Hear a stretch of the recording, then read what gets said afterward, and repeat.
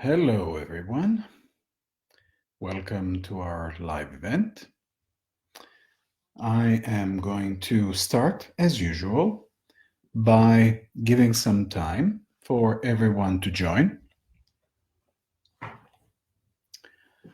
I'm setting up, in the meantime, the lights around here, and I'm waiting to see who's joining me at this time. If you are joining, just introduce yourself, say your name, and then we will start.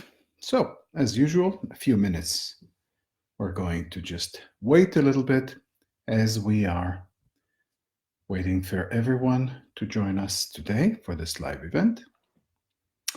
So, hello and welcome. I can see we have Zara and Mazen and Jochen, Amanda, Ziggy, Catherine. Good, I'm seeing a few people. Say hello. Send some love our way as we are about to start.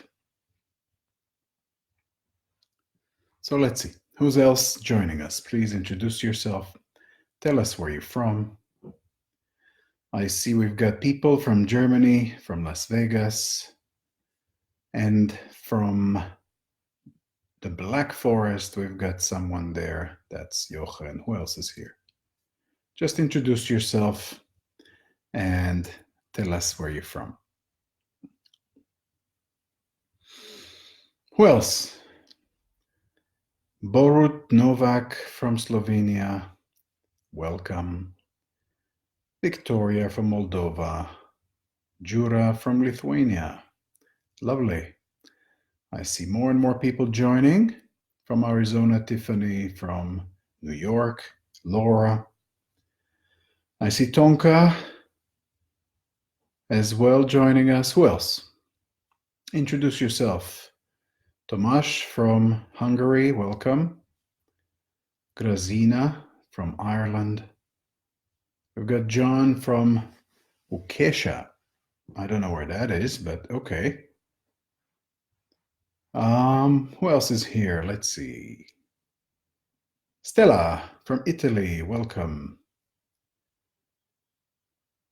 And Lakshmi from London. Johnny from Denmark. A lot of people are joining in. That's lovely. And Tonka is in Croatia. Who else is here? Just introduce yourself. We've got Sarah from London and Mazen from, I don't know where, but he will let us know, I'm sure, very soon. Anyone else is joining us? Say hello. Introduce yourself. You guys hang on a minute. I'll try to get more light.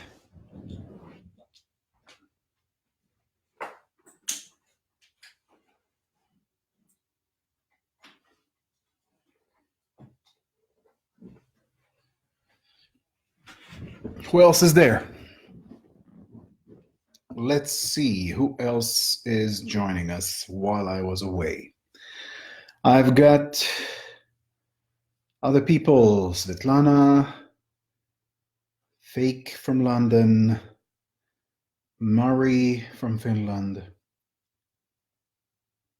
and more are joining in. We've got 30 people so far. Mazen's from Lebanon. From Canada, we've got people joining in. Who else?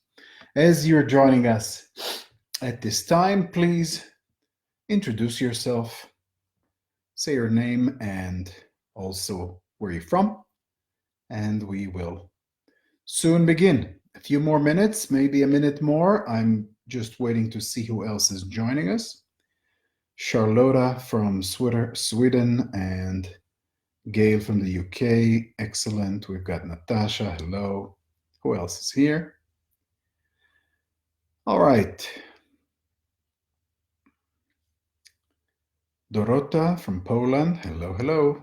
Who else is joining us? Welcome, everyone. So far, we're about, 35 or so people. Sylvia from Italy. Who else is online joining us? Please introduce yourself. Tell us where you're from. We're about to start any minute now. We've got more people. Someone here from who doesn't know where they're from. That's a new one. Okay. Kamini is joining us. All right. Right. So we're at 40 people at this time, and I'm about to begin. All right. So today we're having our live event. And in this live event, we're going to focus on the topic on how to transform people's lives. How can you really change people's lives and also your own? Now, when I start discussing this topic, we have to begin by understanding a few basic principles, or at least a few premises that we will start with. The first one is, well, let's start with a question. Why would you want to change people's lives? The answer to that seems quite obvious for a lot of people, but actually, the idea here is not so much coming from a new age type of approach where we're saying, oh, we would like to share with people to just, influence, make the world a better place. And that's not that it's it's not a bad intention, but it can be quite superficial for a lot of people. And that's why when I'm talking about changing people's lives, we're talking about the fact that for doing such a thing, you need to understand, first of all, that this is a matter of great responsibility. Because if you're changing somebody, and even more so, changing their lives, we're talking about actually influencing people's destinies. And why would I want to change people's destinies? Well, actually, there can be various reasons for that. For a lot of people in this modern time that we live in today, in this new age subculture, which is so, all over the place today, we do find that a lot of people find it very attractive, the concept of, I would like to influence a lot of people and so on. And they find that attractive simply because this is something, and we have to be honest about it, which comes from the ego. I would like to be famous. I would like to be very popular. I would like people to like me. I would like to be a powerful individual that navigates and directs many people. I mean, a lot of human beings go in that direction, even without having the interest to actually benefit people a lot. It's just because they want to have this kind of central part in the stage, so to speak. They like to be the center of attention. Look at me. I'm changing people's lives around me. I'm so special. I'm powerful. This is the kind of feelings that come to a lot of people from the level of the ego. In fact, there's a lot of people going into politics exactly for that reason. Think about, I will become the prime minister, the president, senator, politician of this level or another. Then of course the attraction is very strong there because I'll be able to influence so many people. I'll become important. And let's be honest, we would all like to feel important.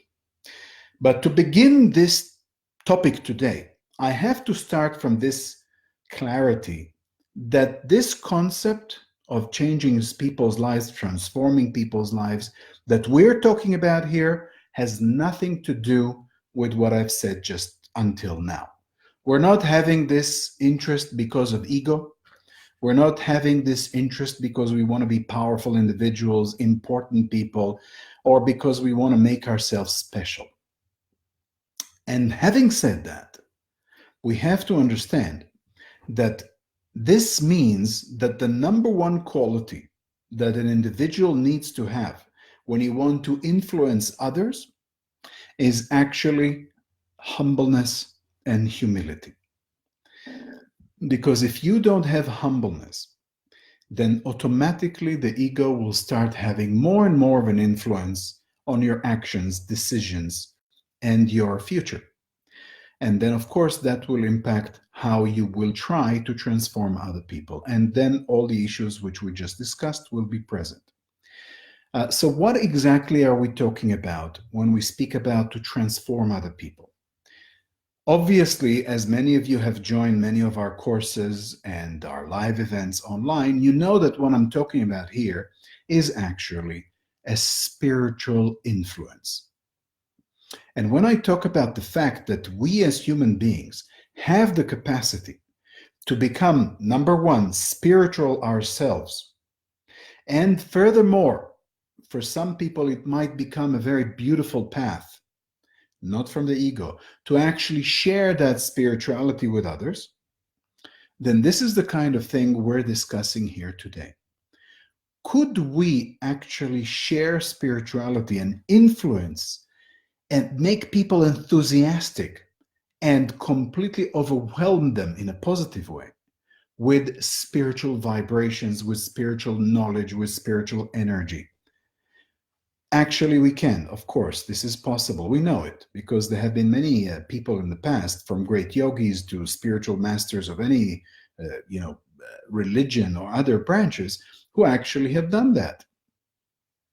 And they felt that that was their mission. So we know it is possible. The question is how to do it. That was the topic of today.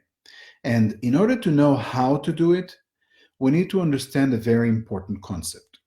And that is that not every individual, even a spiritual one, should or actually has the right or the license, so to speak, from whom I'll discuss in a minute, to go ahead and start influencing other individuals. So who actually should be the one who transforms others? From a yogic perspective, from a tantric perspective, from a strictly spiritual perspective, that would be a spiritual guide or a teacher, or what in the Indian tradition many times is referred to as a guru. That kind of an individual can, should, and has the right to share and to influence other people's destinies and share knowledge with them. Why is that, you might ask? Why shouldn't I, Tom, Dick, Harry, whoever, the average individual, why shouldn't I also influence others? I mean, I took a course somewhere, I've learned something very interesting, I want to influence others with it. That's enough, isn't it? The answer is no. Why is that the case? And I know that that can be quite upsetting for a lot of people because, I mean, just look around. Look at Facebook, look at all the social networks and the way people interact today. Everyone would like to become a teacher, a spiritual guide with the minimal effort. Because let's face it, why make a big effort if I can make a very small one, get enough information that I can share with others and impress people? And that would be enough. But as I said, all that comes from the ego. And that is not what we're talking about here. We're talking about a person becoming, man or woman, can become a teacher, a spiritual guide, a spiritual teacher, maybe even a guru. And that person who becomes that does that not from the ego, but from somewhere else. It's somewhere higher than the ego. It is a mission that we have to share spirituality. Having said all that, now we understand that we're talking about a teacher. The question is, who is a teacher? How can a person become a spiritual teacher? That is a very important question, because to be a spiritual teacher, in fact, is a great responsibility. And the way that this is usually presented, traditionally, I mean, from a strictly yogic, tantric, or generally when we speak about a spiritual, authentic background, then that usually is presented in the following way, that a spiritual teacher would be a person who themselves, man or woman again, that individual have reached a certain minimal level of spiritual accomplishment themselves. But what is the spiritual accomplishment, and who is the judge to say if you are there or not? Usually this comes from the tradition of lineage. That means when there is a lineage and there's a specific individual, a guru, who has reached that level of success, call it enlightenment or call it something else, but have reached certain levels of spiritual accomplishment, then that individual, having students of their own, at some point or another, as the student develops more, they will reach a level where they have also accomplished themselves spiritually. And then the guru or the teacher, whatever you want to call it, will verify and confirm that you indeed, let's say you are the disciple, you indeed have reached spiritual success. You're there. You are that. And when the teacher gives you the green light, so to speak, then you know, okay, I have the license, I have the right, I have the reality of it. That means I'm allowed, by whatever it is, to actually share that spiritual knowledge. And only then a person can become a spiritual teacher. And I know that this is a very high bar to present to most individuals today, because people would say, oh my goodness, then what are you telling me? That I'm supposed to have some guru? Maybe a good one, maybe a weird one. How the heck would I know? Number one. Number two, that guru is supposed to monitor me, and then at some point in my life would tell me, hey, you're ready to do it. And more than that, it especially sounds like I'm supposed to invest a lot of time, maybe years upon years, before the good old guru says, good luck, you've reached it, go ahead and teach. Oh dear, that sounds like a big story. I don't have the time, the energy, might as well take a course somewhere and I'm good enough. I mean, it's good enough. Let's go ahead and do it. That's where the mistake is, because people today indeed would like shortcuts, would like to make things quite easy, simple, short, and then go ahead and start becoming a great teacher or whatever as soon as possible. Now, we have to be very patient when it comes to becoming a teacher. But there's good news as well, because according to various lineages, it doesn't mean that a person necessarily has to become enlightened or completely spiritually accomplished to be able to reach to the point where they can start sharing some knowledge with another individual or maybe a group of individuals. And that's the good news. So there are ways by which we can quite early in our level of spiritual practice and evolution also start guiding others. And that's really good. Now, how do we do that?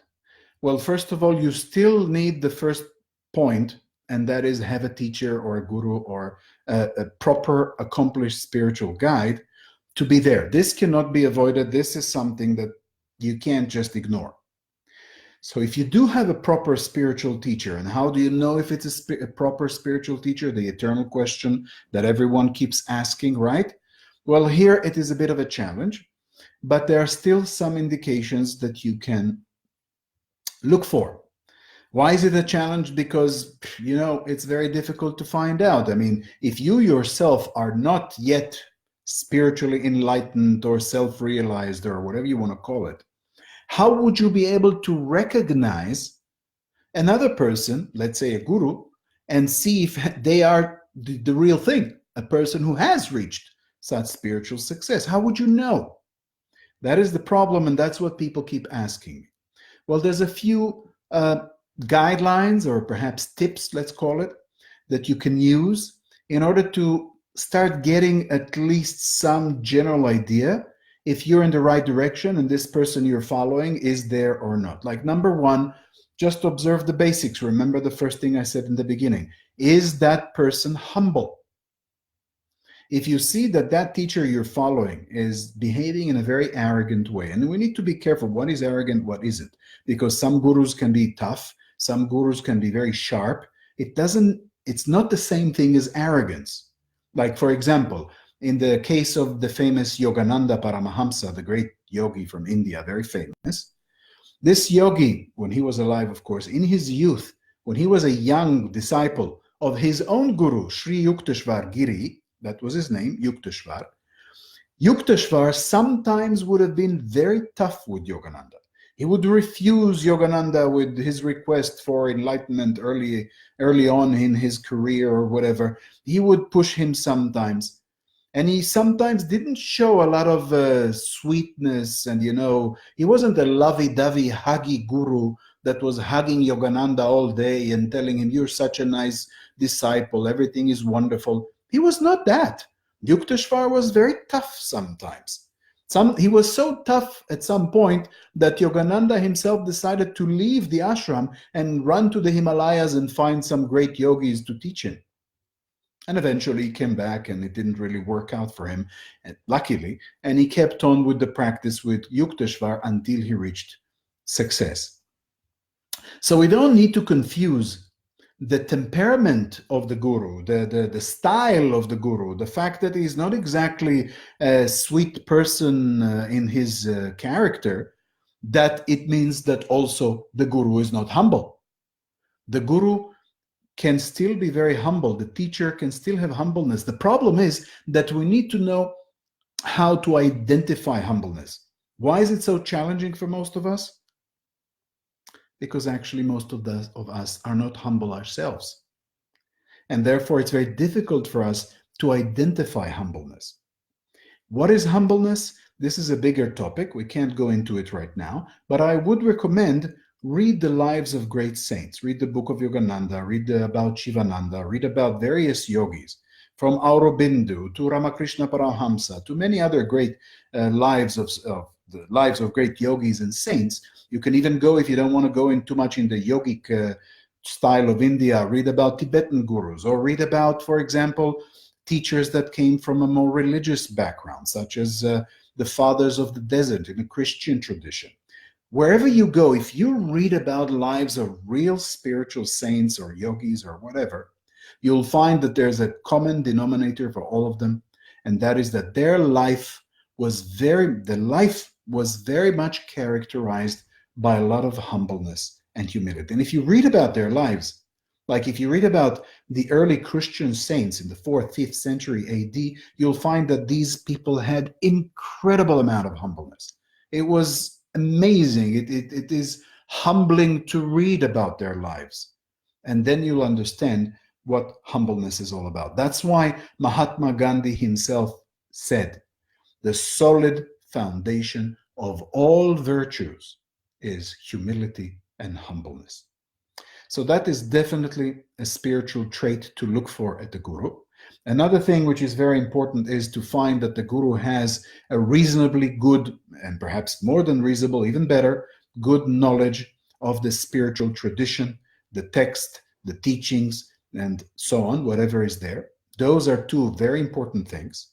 And it's very also important and necessary to notice that the guru is not trying to be very superficial and making you all the time, feel good about yourself for no reason whatsoever. Why am I saying this? Because it's a very common thing we see today in the modern New Age subculture of, kind of superficial spirituality that we find today.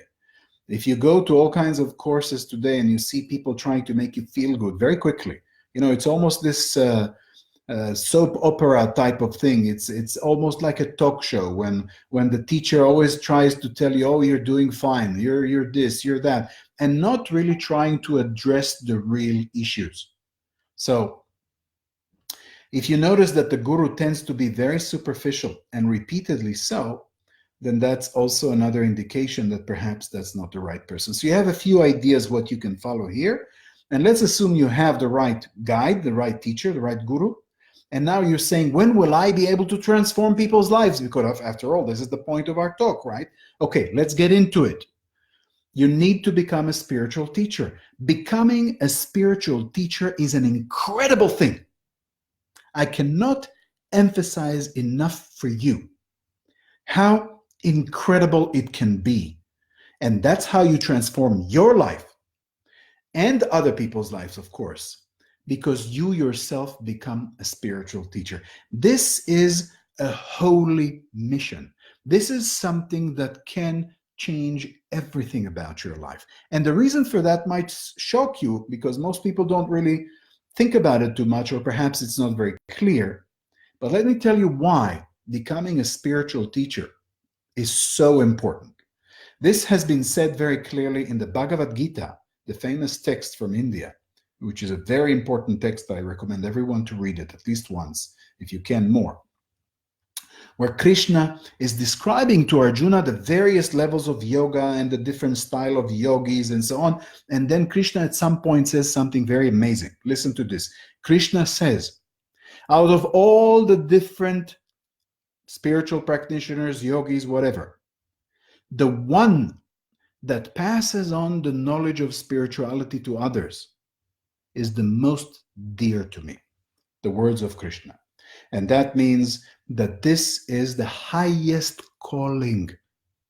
You can be a great, philosophy teacher. You can be a great mathematics teacher. You can be a great teacher in various other directions.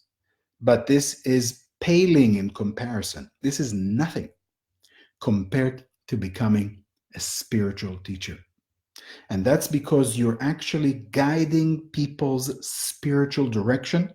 This is the most important thing in our lives. And that simply comes because there is a clear understanding in the spiritual teachings of yoga and tantra and other traditions as well. For example, in Buddhism, this is mentioned as well, where they say, for example, I'll give you one statement that comes from the Tibetan yoga, and you'll find that this answers this question very clearly. The Tibetan yogis say the following: one lifetime, which is focused on the pursuit of enlightenment and spiritual success, is worth 10,000 lifetimes of doing the average stuff that most people do. This is how valuable it is. In other words, the yogic tradition tells us that our purpose in this life is to become spiritually realized. Most people cannot accept that. If you talk to the average individual, they say, oh, come on, man. I mean, I've got a wife, husband, whatever, family life. I've got work. I've got, my different occupations. I've got a whole life here. What are you saying? I'm supposed to dump it all and just follow this mysterious enlightenment, whatever that may be. And then what? I'm going to sit there like some weird Buddha with my eyes closed. And what is that all about? Sounds like I'm wasting my life just sitting there with eyes closed and meditating on God knows what. I mean, there are much more important things to do, right? What about my country? What about going into politics? What about, doing a million other things, business, success, technology? There's so many things in life which sound very important, very important. What about global warming? My God, that's so important, right? Wrong. I'm not saying those are not important topics, but I'm saying all of these topics pale in comparison. They're insignificant compared to spiritual aspiration and spiritual work. That means if you are spiritually, or in other words, if you are in this life, making spirituality your priority, as in Christianity, for example, they call it saving your soul. If saving your soul is your main priority, then you're doing the right thing. The yogis would say, if you are making your spiritual evolution your priority, this is the most important thing you can do in this life. And that's why if you are on a spiritual path, and more than just pursuing your own spiritual evolution, you're also, as you are reaching the right point, of course, and the teacher tells you you're ready, if you're also sharing that with others, this is incredible. Because not only you're doing what's so important in this life for yourself, for your own soul, you're doing it for others as well.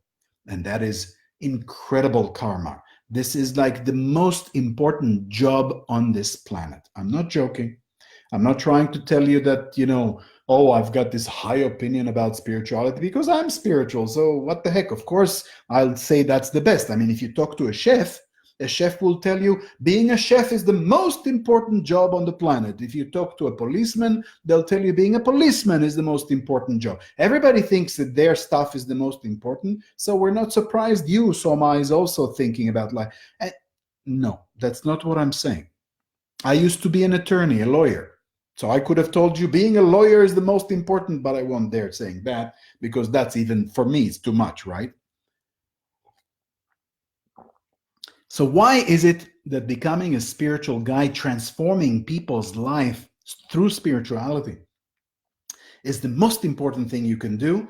Simply put, the reason is that this means, and forgive me for sounding dramatic, and I'm not trying to be fanatic here, this means that you do the work of God. If you believe in God, if you don't believe, call it the divine, the absolute consciousness, the supreme consciousness of this universe. You are a man or a woman who are following divine guidelines. This means that you are actually a link, like a channel. And I'm not talking about channeling from the New Age stuff. I'm channeling, I don't know, UFOs or something. I'm talking about being the actual pathway, a doorway between the spiritual dimension, which is the divine, and the human dimension, the average world dimension. And that is a big thing. This is so rewarding. This is so deep. This is so beautiful. And that's why, if you really want to transform people's lives, seek and look into the possibility of becoming a spiritual teacher. I would recommend yoga or tantra because these are incredible spiritual paths. These are paths that have been proven many, many times, millions, I don't know, a lot of times, have been proven to bring people to spiritual success. Yoga and tantra, from my personal understanding, these are the paths. This spiritual path is the most powerful, the most accessible, the most clearly understood, technically clear, and very feasible. This is not something out there that you don't know. This is like engineering. It is so clear. And that thing can take you all the way to spiritual success, self-realization, enlightenment, call it what you want. It can do that. Of course, there are other paths that can do that, but I have not met in my whole life any path which is as powerful, as potent, as effective as the yogic and tantric spiritual path. And that's why I'm on it. Do you think if I would have found something better, faster, I wouldn't do it myself? I wouldn't share that with you? Of course, I mean, I'm not a masochist trying to take the long path, which is so challenging and long. And I would take, if I would know something that in 1 week can make a person enlightened, or something else which is more effective than yoga or tantra, I would do it myself without thinking twice, but there isn't. From my experience, the path of tantric yoga is the most powerful, the most effective I've ever seen. And this is why I would recommend to follow this path, and as quickly as you can, also become a teacher on this path, because this is a great grace. It is a grace because spiritual teaching is a grace that comes from above. That's how the yogis see it. And if you become a spiritual guide yourself, you become a channel for this grace. Imagine if you channel through you regularly, maybe a few times a week as a teacher or whatever, you channel such divine energy, grace through you. Do you think you're going to stay the same individual? You can't stay the same if you're channeling something so profound. You yourself will become profound. You yourself will transform. And that is the beauty of becoming a spiritual teacher. Now the question is, okay, sounds good. How do I do that? What kind of teacher should I become? Good question. You can become a yoga teacher. And this is something we offer, a yoga teacher training course. You become a meditation. You can do that, meditation teacher.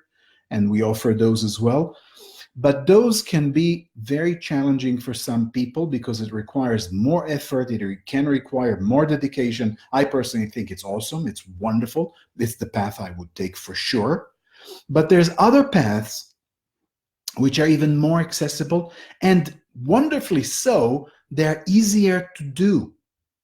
That sounds great. It's a great place to start from.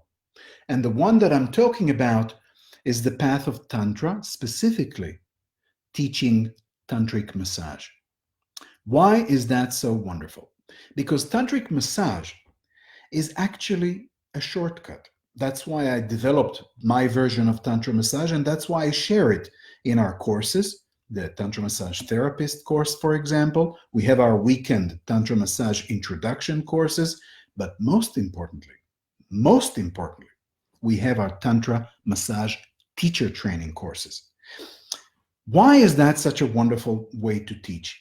Because Tantric massage, and this is something I've seen for many years now teaching Tantra massage, is a beautiful way by which people, even if the person has impurities, okay, not too much because then it'll take too long, but let's say some impurities, which is very common these days, even if the person is not believing that it can work, you don't even need faith in it. Even if the person is not very competent, maybe even not having high intelligence, whatever the issue may be, the beauty about Tantra massage is the fact that it is pure body work, and more importantly, it works with energy.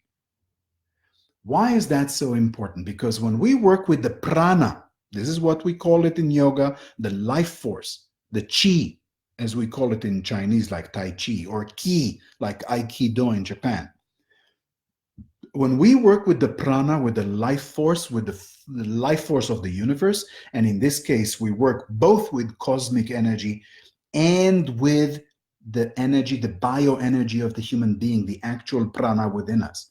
When we work with that in Tantra massage, what we're doing is we're actually controlling, identifying this energy, learning how to do that, and learning how to control and move it and channel it in the body in a very specific way. And by doing that, the individual, even if they are unaware, they don't understand it, whatever limitations they may have, the beauty about working with energy is that energy doesn't care. It's like a person who is, let's say, saying, I have no faith in electricity. I don't believe it exists. If that person will put their finger in the electrical socket, guess what? Believe it or not, you're going to get electroshocked because it's just there. And in the same way, with Tantric massage, even if the person receiving has whichever issues they may have, because you work with energy, it's only a matter of time. It might take a session, 2 sessions, might take, I don't know, a couple of weeks, whatever. But sooner or later, it's not a question of if, it's only a question of when. Doing the right things, the individual receiving will start having effects. And when those effects come, it is an incredibly humbling experience to see what happens. As many of you know, because I know many of you have been in various Tantra massage courses with us, you've seen it for yourself. People that for years, sometimes decades, have carried within themselves traumas, issues, blockages, all kinds of impurities, mental issues, emotional problems, and kind of fixations, sometimes obsessive compulsive, not to mention sexual blockages, so many. People sometimes who never experienced orgasm in their lives. They come to Tantra massage, the energy works, they start opening up, you see these emotions coming out, the blockage is released. What kind of an amazing work that is, that you can take a person from the street, theoretically, and just move the energy for them. And then, wow, that person is transformed. It's such a quick way to see transformation. Because teaching yoga, meditation, and other things can also do miracles. I mean, it's incredible. But the thing is about yoga and meditation is that can take longer time. Because the person needs to do the yoga. The person needs to meditate regularly. They need to focus. You need to teach them how to do that. It's a gratifying work. It's incredible to be a yoga or meditation teacher. But that is something that needs more patience. When we talk about Tantra massage, the amazing thing about it, that these results can come very, very quickly. And that's why to become a teacher of Tantra massage, it's something very, very gratifying, very powerful, very accessible. And that's why I always recommend people, if you want to be a spiritual teacher and you want to go into it as soon as possible, the best thing I would recommend, learn how to teach Tantra massage. We are offering Tantra Massage Teacher Training courses. These courses just take a few weeks. Check our website. You'll see for yourself. It doesn't take too long. And these courses are very powerful for a few reasons. Number one, in a Tantra Massage Teacher Training course, because there's weeks and weeks of massage and working with the various people in the group, massaging each other, because that's how you learn to teach others. You yourself will have a lot of release. You'll have so much transformation. I mean, I've seen in the courses that we've taught before, the Tantra Massage Teacher Training courses, so many men and especially so many women, because women are more open than men in many cases, that they have so many changes, so much transformation, that they simply are not the same at the end. They just grow tremendously. And they actually have a life-changing experience. So that's very amazing as an experience for yourself. But not only that, because we insist on practicing how to teach, you learn how to give various important lectures. You learn how to guide people in a Tantra massage course. Then what happens is you can start as a teacher to really see with your own eyes the transformation in people because you teach them Tantra massage. And more than that, you start experiencing within yourself this grace because you are a channel for a knowledge and energy which is of a divine nature. Because the way we teach Tantra massage, this is not just some superficial massage course. It's not even an energy course. What we do is we teach spirituality. Tantra massage, the way we do it, because I come from a very spiritual background, our style of Tantra massage, we don't focus on sexuality like, I don't know, sexology or the structure of genitals or things like that. These things are presented to a degree, of course, because it's necessary. But what we really teach is spiritual teaching. We explain to the individual. As you become a teacher, you will teach your own students. You will teach them to understand their structure, their complete level, from the physical to the etheric, to the astral, to the mental, to the even higher levels of the human being. And we can really teach people how holistically we all are. And it's not only theory, because we teach this is how it works. And then with energy, we literally take them there. It's an incredible experience. That's why teaching Tantra massage, in my opinion, is one of the most gratifying work a person can do. It is very accessible. Even if you're not sure, should I be a teacher? Can I teach people? Tantra massage is something that everyone can teach. So I highly recommend, if you really want to become a spiritual guide, start with Tantra massage if you're interested in massage. If you're not into that, I understand and I respect that. I actually didn't start as a teacher, as a Tantra massage teacher. I started as a yoga teacher, as a meditation teacher, as a Tantra teacher. Tantra, by the way, is not the same as Tantra massage. To become a Tantra teacher requires many years of practice and development under a competent guru. But to teach Tantra massage is something which is extremely accessible and very available for most people to do. You can learn how to teach a group, like you become a teacher and you teach a group of people how to do massage. You can teach couples, you can teach even individuals.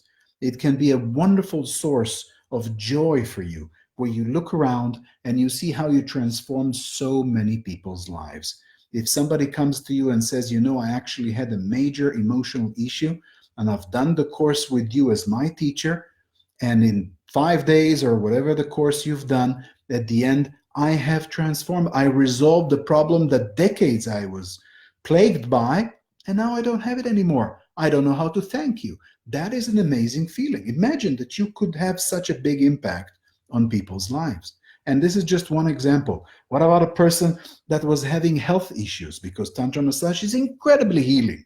It's one of the most powerful healing methodologies I've seen that you can do without, becoming a doctor or having some, academic knowledge. It's incredible because you can learn in a few weeks to become a Tantra massage teacher.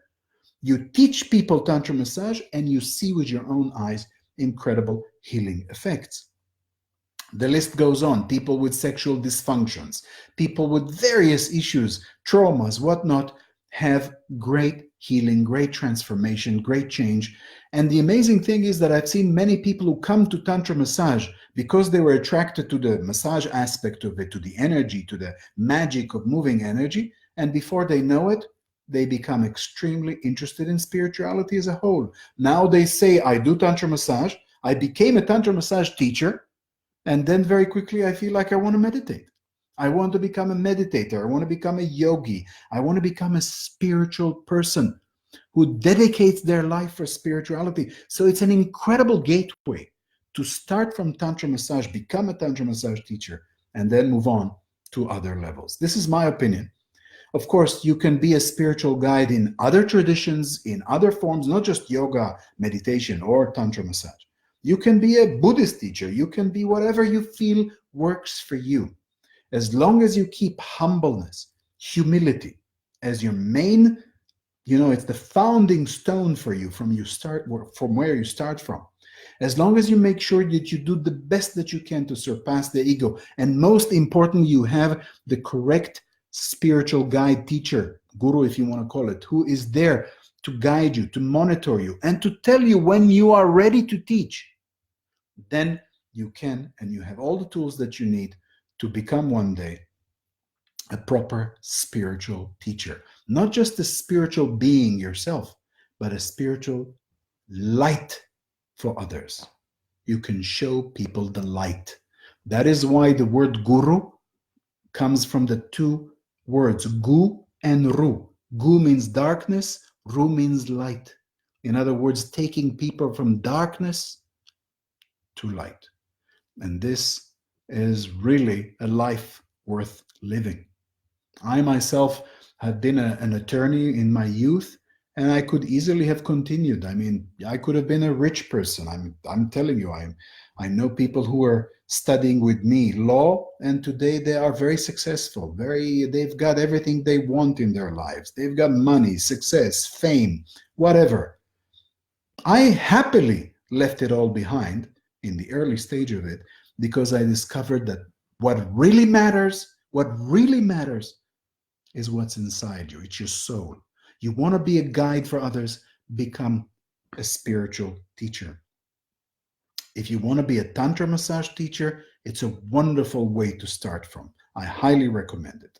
So if you're interested, I highly recommend to check out our website. We actually do have a Tantra Massage Teacher Training course coming this year. Have a look, see. If you like it, you're more than welcome to join. If not, look into teaching yoga, look into teaching meditation, look into teaching Buddhism, whatever it is, Jnana yoga, whatever makes you thrilled, makes you spiritually open, then become a teacher of that. As long as it's an authentic path, as long as the grace is there, as long as there's a guru who at least have reached themselves some spiritual success of a minimum kind, and that person guides you, by all means, become a spiritual teacher. As Krishna says, becoming a spiritual teacher is the most valued path in this life. So again, I'm not saying our path is the only path. There are other paths out there, some of them very authentic, some of them are very spiritual. Whichever path speaks to your soul, study that, become spiritual yourself, do the best to surpass the ego within you, at least to a minimal degree, and then with the correct guidance of whichever guru you have or spiritual teacher, become a spiritual teacher yourself. This is my strongest recommendation for all of you, and I hope that you find that very inspiring. And if you're interested in our courses, you're more than welcome to join us, and I'll be happy to guide you because I personally teach the teacher training course that we have, either the Tantra Massage Teacher Training course or the others, the Yoga and Meditation Teacher Training course. I'm always there personally, and I find it an incredibly gratifying work, and it is my life work to actually make people spiritual teachers, Tantra massage teachers or otherwise.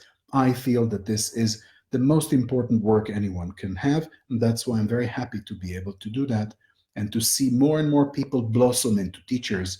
And imagine if you will have millions of spiritual teachers out there today in the world, how much impact we could have on this planet. So I hope this was interesting for you. I wanted to share that with you today. And now I'm going to go into questions. I know some people were already having some questions. Let's have a look what we have here. Zara from Qatar is asking how to cultivate humbleness. The best thing I can recommend at this point, because this can be a lot to discuss, but the best I can recommend at this point is to start with what I said in the beginning of this talk, and that is read the lives of spiritual saints that actually, all of them will manifest a lot of humbleness. Pick up a book like, for example, the book called Patericon, The Fathers of the Desert. It's a book you can find on Amazon, and read about the lives of these ancient Christian saints. The amount of humbleness and the way they present it touches your heart. It is incredible. And you can just learn by osmosis. There are no ground rules for this. You need to simply absorb this humbleness concept by looking into the lives of great saints. That's the best recommendation I can give at this point. I've got Atma Gyotti from Italy. He or she, I don't know, asking how to recognize your guru and how to find the courage to follow the guru unconditionally. Well, how to recognize a guru generally, I already mentioned a few points, and I'm going to leave you with that. How to recognize, I'm assuming you're asking your guru. It's like your personal, the guru that fits you specifically. That's a very important question as well.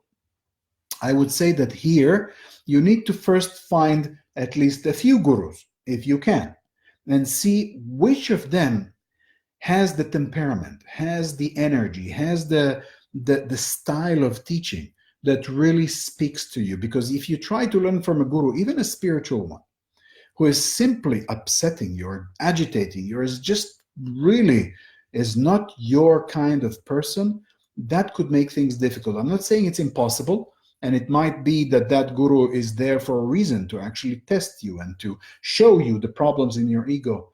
And that's why they're there. So you need to think about that as well.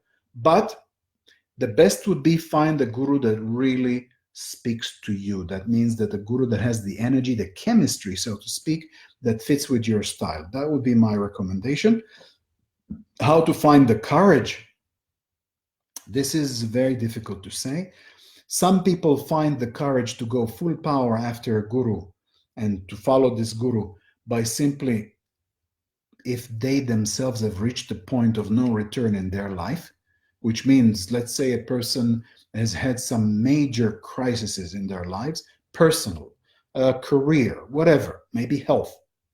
And they said, enough is enough. I cannot continue in this life, in this crazy state of chaoticness, and I need a true guide.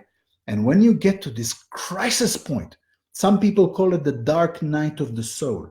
When you get to that point, then you just know, I don't care anymore. I just don't care anymore about money, about cars, about restaurants, about all this superficial stuff. I want the truth. When you get so hungry for the truth, then the courage is there. And you're saying, I'm following this guy no matter what, or this lady guru or whatever it is, no matter what. Others might say, well, I'm not going to wait for a crisis point. How do I find the courage anyway? You need to really dig deep within yourself. You need to really meditate and say, what is the reason that I'm alive? What is the reason for my existence? If I'm here just for what? Converting oxygen to carbon dioxide, what am I here for? Am I here just to keep eating nice food in my life, to just have more money or whatever? Look at the lives of people around you. Are they really content? Are they really fulfilling their mission? There must be a reason that we are born. Just to have kids, some people say, just to have a family life. But family life doesn't answer everything. Maybe it's very blissful to some people. But we all know that family things can change. Your kids grow up and suddenly you have problems. Some of them dump you. Some of them don't like you. You have crises. It's like a telenovela. That does not solve everything. The purpose of life is not resolved there. Look at people who are dying. Yes. You think there are people out there who are dying and they don't have family? Of course, a person with family is dying. Does that solve your problem? Now I'm dying. I don't know what the heck I was doing in this life. But yeah, I've got my kids here and my family. All right, good. People can hold my hand while I'm going to where? I don't even know where I'm going when I'm dying. Do you want to live in such ignorance? You don't. You don't want to end your life with regrets, with the feeling of being lost, with fear. That's why find a guru. Find the courage to follow a guru. And that person will show you the light and you will find the true self-realization. You can find the real answers. And then you are not dependent on anyone, family or money or anything. You are your own light. That's what I would recommend. I've got another question here. Theokaris, I think, from Cyprus, is asking, let's see, is there a difference between a motivator and a spiritual teacher? Yes, there's a big difference. A motivator is something you find a lot around these days. Marketing motivators, there's people who do a lot of this self-help stuff like Anthony Robbins and a million others like him, and they're very much motivators. And they can actually help transform people's lives, some of them. But it's not the kind of transformation that I'm talking about. I'm talking about the transformation at the level of the soul, a spiritual evolution. And that only a spiritual teacher can do, and not a motivator. A motivator is very limited at that point. And that's why I would highly recommend don't be a motivator, be a spiritual teacher. Moving on, Mazen from Lebanon is asking, is it possible to be a yogi and a politician? Where was it? I lost it. Yeah, and a politician at the same time for the benefit of other people. Theoretically, and I emphasize, theoretically, everything's possible. Practically, going into the environment of politics and trying to be authentically spiritual in the modern time we live in today it's close to impossible. It's, I would say, infinitesimally small possibility to succeed. So that's why, yeah, theoretically it is, but I wouldn't recommend it. Oliver's asking, can massage teacher feel what kind of blockage does the receiver of the massage have? Definitely. That's exactly what we teach. One of the things you get to learn in the Tantra Massage Teacher Training course is exactly to learn how to identify, to feel, and sometimes it goes to such levels of accuracy you wouldn't believe, that you can feel fully and clearly what is the blockage the person receiving has, and then you would know exactly how to work with the energy specifically to resolve that blockage. So the answer is a big yes. Oliver is asking, can the massage open the heart chakra? It can have a big influence there, but to actually open chakras, you need more than massage. You need to do yoga. So that's why massage can help a lot in that direction, but it will not open the heart or any other chakra. It can help to activate it more. It can help to unblock certain things there, but to really open a chakra, you need to do yoga practice. So that comes more in the yoga, tantric yoga teachings that we offer. Zara again is asking, when are you offering the yoga TTC and the meditation TTC program? We're working on seeing if we can do that next year. We are still working on it, so I cannot guarantee. Stay tuned, check our website, and we'll let you know. Sarah from London is asking, how about teaching healing and feminine dance, like the belly dance to women, and including spirituality in it? Where does that fit, knowing that temple and worship dance existed for hundreds of years ago as a path to the divine? You're right. They did exist in India. Those were part of the tantric teachings. The temple dancers, they were called the Devadasis. They were doing that exactly, and they were actually offering public service. This was not just dance for the sake of art. They were offering public service. When they were doing the dance, the Devadasis, they would channel divine energy, and they would actually be positively possessed by goddesses and various other spiritual elements in order to influence people and give them blessings. So that was very powerful. It's true. So definitely this could be a wonderful path of teaching as well. We don't offer that in our school. I'm not very much into this path of dance and so on. But definitely, if you find someone who teaches it authentically spiritual, and that's a big if, then why not? That would be also wonderful to become a teacher of that. If you want, by all means. When you mention here a healing, definitely. But Tantra massage definitely does offer a lot of healing. That's why that's already part of what I said. If there are courses of some specific form of healing, it's okay. I don't know how spiritual it can be. I'm not saying it's bad, it's wonderful, but it's not as spiritual as what we're talking about usually. There can be some extremely spiritually induced and spiritual type of healing, but that's something I have not yet offered. If you find something like that, which is coming from a very authentic spiritual source, why not? That could also fit. Oliver's asking, if you have many impurities and blockages, can you still transfer the energy to give healing through massage, or first need to get rid of your impurities? This is something we teach a lot in the Tantra Massage Teacher Training course. You will need to at least get to a reasonable level of purity within yourself. If you are majorly impure, it'll be very impossible for you to actually do Tantra massage to another person or even teach it to a group of people. Teach Tantra massage when you're impure is very challenging. So that's why I would say in Tantra Massage Teacher Training course, we actually show people how to reach a certain of purity themselves. We give techniques for that, and then you can teach Tantra massage and give Tantra massage with a lot more success. Well, I'm coming to the last question for today. Patricia, I think it's the name, asking, what is the difference between spiritual teacher and massage therapist? The difference is huge. A massage therapist would be a person who is simply offering massage as work in order to help people physically, emotionally, and so on. A teacher is channeling something much higher and is teaching people how to do Tantra massage, how to work with each other in Tantra massage.